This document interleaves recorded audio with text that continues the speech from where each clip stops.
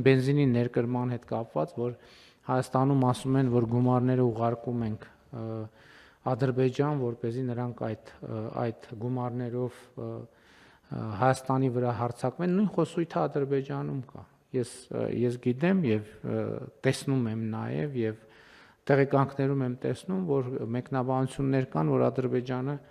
դիզվառելիքը եւ բենզին ուղարկում է Հայաստան, որ այստեղ տանկերը եւ մնացած զինտեխնիկան լիցքավորեն եւ հարձակվեն Ադրբեջանի վրա, բայց մենք պետք է արձանագրենք, որ թե Հայաստանի, թե Ադրբեջանի դեպքում դա արդեն խոսույթ է, որը այսօրվա իրողություններում իրողությունների հետ չի համադրվում եւ ես սա հենց այս նկատի ունեմ, մյուս կողմից մարդկանց մեղադրելու էլ չի, որովհետեւ այն տրամաբանությունը այն անի, որ պատտվել է 35 եւ ավել տարիներ, հələ 35-ից ավել, ինքը ուղղակի մի գործողությամբ, մի լծակի, մի արգելակով հնարավոր չի կանգնեցնել